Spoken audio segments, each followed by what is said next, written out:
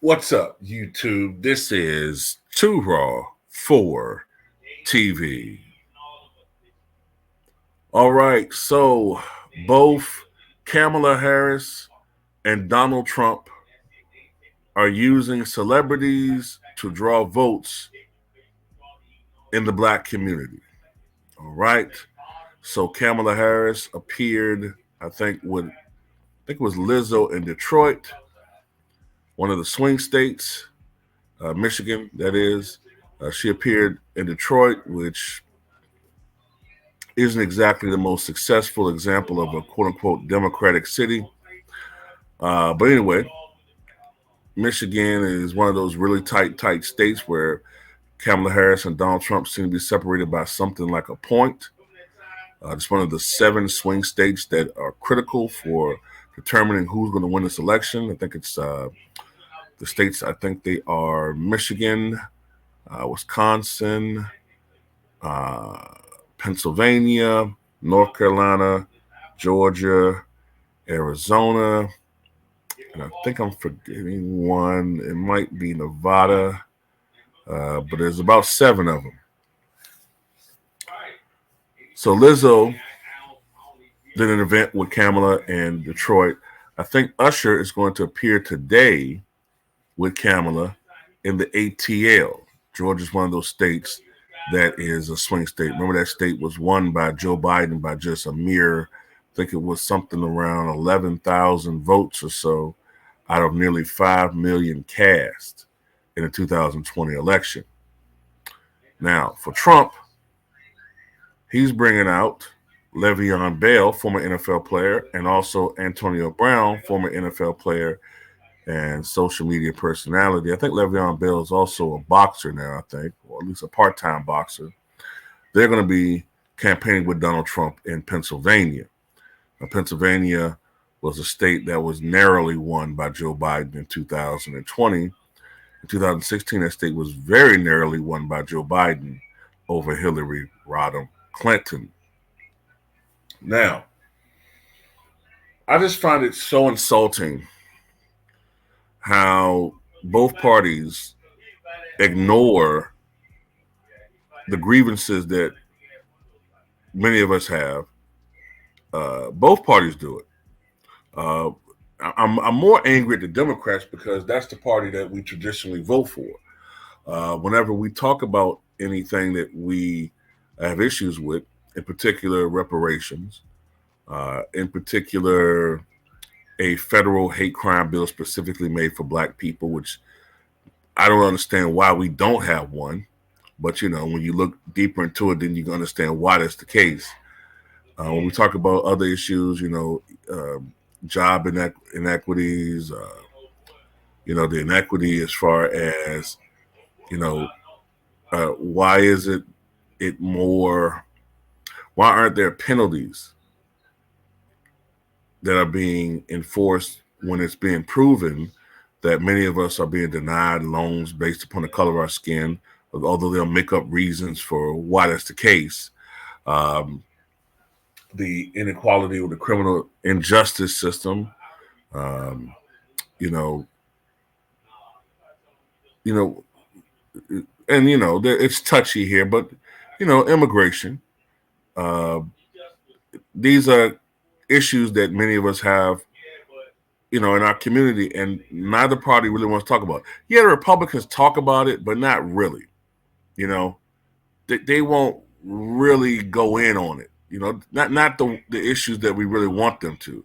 They'll talk about it in general, but when they do talk about it, they try to slyly include black people into the equation, like when they were banging hard on Haitians, because a lot of that was just code for white racists within the party to bang on black people, but they just use Haitian immigrants or Haitians as a code or as an angle to spew their racial animus toward black people.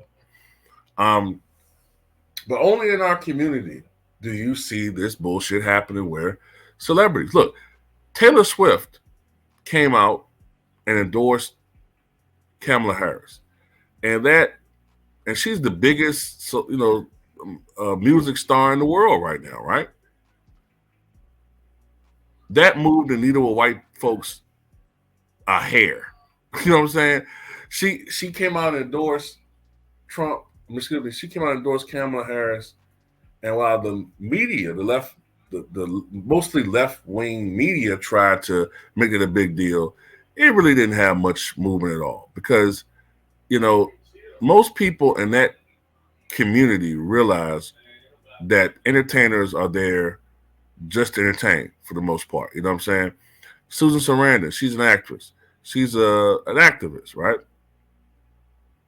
She's always, coming to these rallies and or campaigns, I should say, and endorsing this candidate, that candidate. And people look at her as an actress, not as an activist.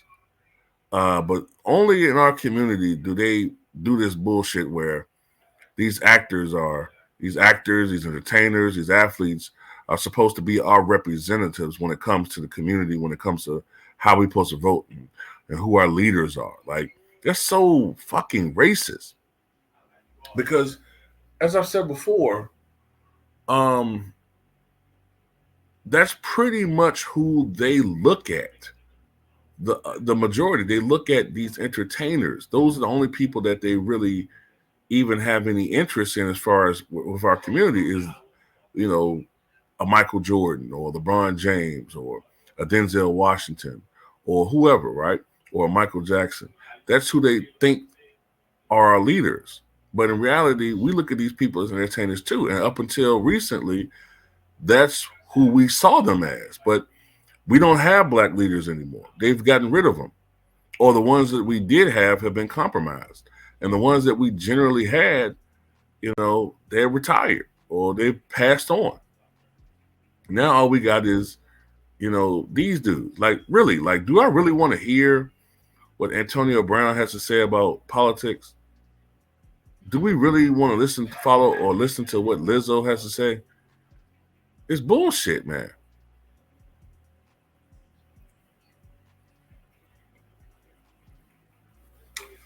But it's gonna work to a certain extent, though.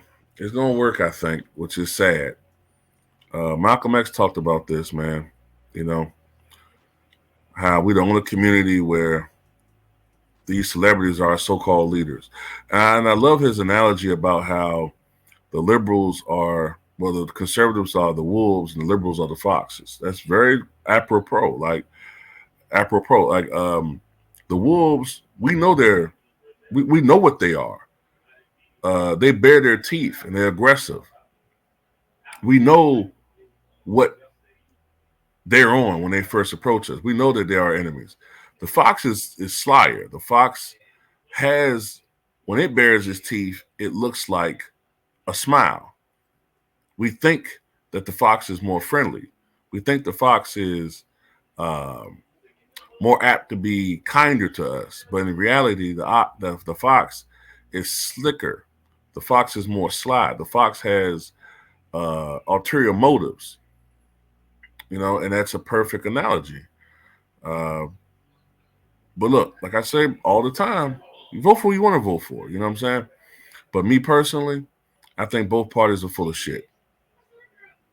They're full of shit. Now, I know some people say it's like I bang hard on the Democrats, but that's because I think that we tend to be on cold with the Republicans. We tend to know, for the most part,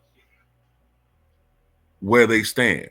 It's the Democratic Party that we're invested in so emotionally, but yet they treat us like shit. So yeah, my anger with them is higher. My anger with them is greater. Absolutely.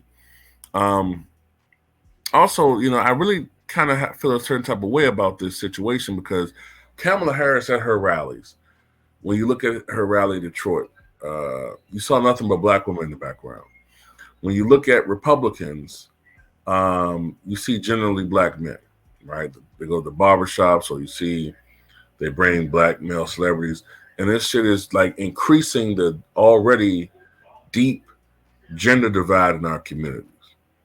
And I can't help but think that after this election, is whoever wins, well, actually, I should say whoever loses, there's going to be deep resentment toward the other gender in our community because we're going to automatically um, blame them for why the candidate that we support or they support lost. If Trump somehow wins, then I think a lot of sisters are going to have a lot of even more deeper resentment toward black men. Look at them as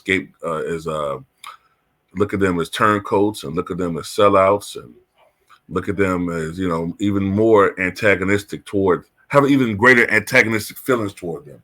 If Kamala wins, then you already see it now, man.